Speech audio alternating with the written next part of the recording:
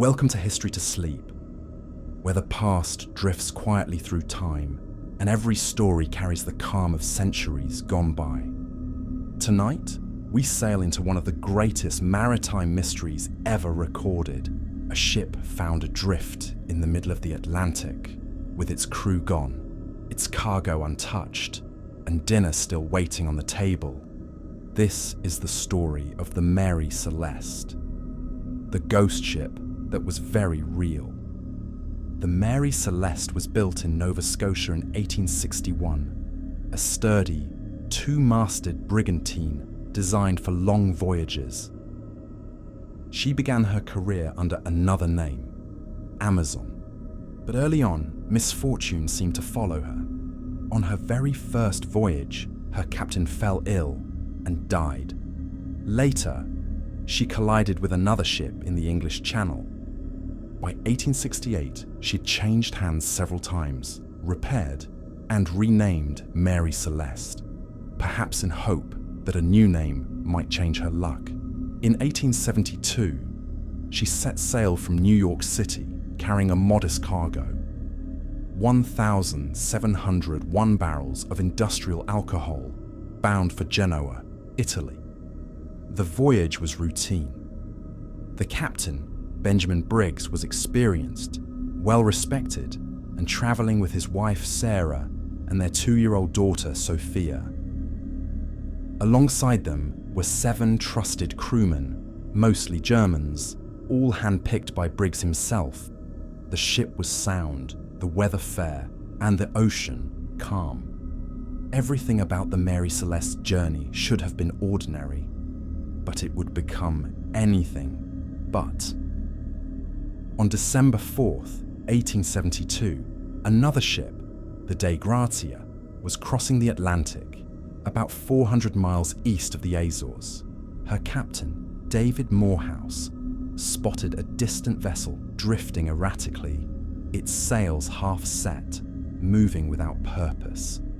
Through his spyglass, he recognized the shape. It was the Mary Celeste, a ship he personally knew. In fact, he and Captain Briggs were friends. But something was wrong. No signal, no flag, no sign of crew on deck. The Dei Gratia drew closer, and Morehouse sent a boarding party. What they found would become legend. The Mary Celeste was completely abandoned. The lifeboat was missing, and so was the ship's log, except for a few recent entries, the last dated 10 days earlier, November 25th. Inside the cabin, the crew's belongings were still neatly stowed. Captain Briggs's papers, his wife's sewing machine, their daughter's toys, all untouched. The galley contained food supplies for 6 months. The cargo of alcohol was intact, except for 9 barrels that appeared empty or damaged, and the ship itself, seaworthy. No signs of struggle, no blood, no fire, just empty. It looked as though the crew had simply stepped off the ship and vanished. When the Mary Celeste was finally towed into Gibraltar, an investigation began immediately. Admiralty officials examined every detail, searching for evidence of foul play. Some suspected mutiny. Perhaps the crew had turned on Captain Briggs, but nothing was stolen and no trace of violence was found. Others whispered of piracy, though the area was not known for it, and the cargo remained untouched. A few thought it might have been an explosion. 9 barrels of alcohol had leaked. Perhaps the fumes caused panic. If Captain Briggs believed the ship might ignite, he could have ordered everyone into the lifeboat temporarily. But a sudden gust or broken tow rope might have separated them, leaving the Mary Celeste adrift and the lifeboat lost forever. It's one of the most plausible explanations to this day. But even so, it raises questions. Why didn't the crew return once they realized the ship hadn't exploded? The ocean keeps its secrets. Captain Briggs was not a reckless man. He was deeply religious, devoted to his family, and an experienced navigator with over 20 years at sea.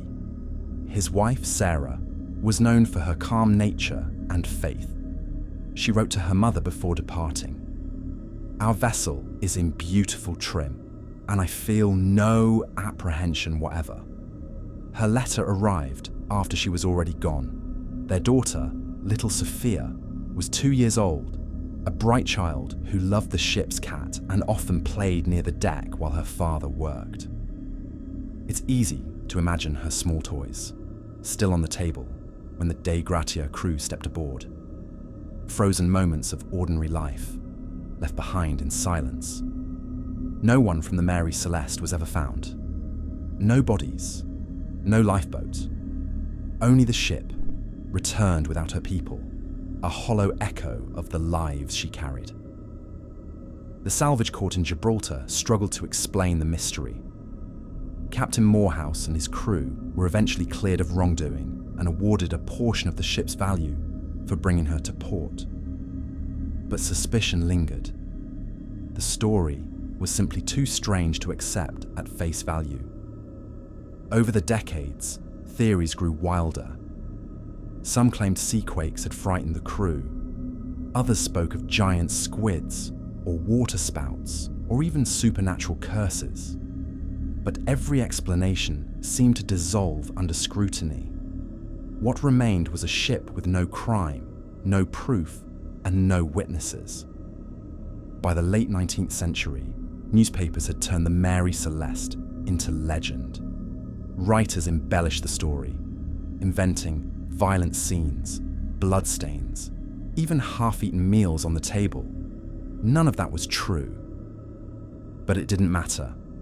The tale of the ghost ship had already taken hold in the public imagination. In 1884, a young writer named Arthur Conan Doyle, years before he created Sherlock Holmes, published a fictionalized version of the story called J. Habakkuk Jeffson's Statement. His version was filled with mystery, curses, and strange disappearances. It was meant as fiction, but readers believed it. And so, the Mary Celeste passed from truth into legend. After her recovery, the Mary Celeste sailed again for years, though no one ever wanted to serve on her long.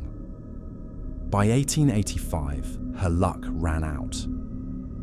Her final captain, desperate for money, intentionally wrecked her off the coast of Haiti in an insurance fraud scheme. He misjudged the reef and was caught.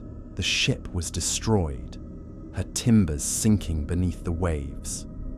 It was a quiet, almost fitting end for a vessel that had carried so many secrets. Today, the story of the Mary Celeste remains one of history's most haunting maritime mysteries. Every theory, from alcohol fumes to mutiny, offers a glimpse of logic, but never closure. It's as if the ocean itself refuses to give up the truth. The real tragedy may not be the ship, but the silence. The final hours of 10 souls lost to the sea, their fate known only to the deep. When the Dei Gratia crew boarded that empty vessel, they said it felt strange, as though the air itself carried a presence, not of fear, but of absence. A ship alive with memory and utterly alone. Thank you for joining me tonight on History to Sleep. May the waves carry you softly into rest, and may the mysteries of the past stay gentle in your dreams.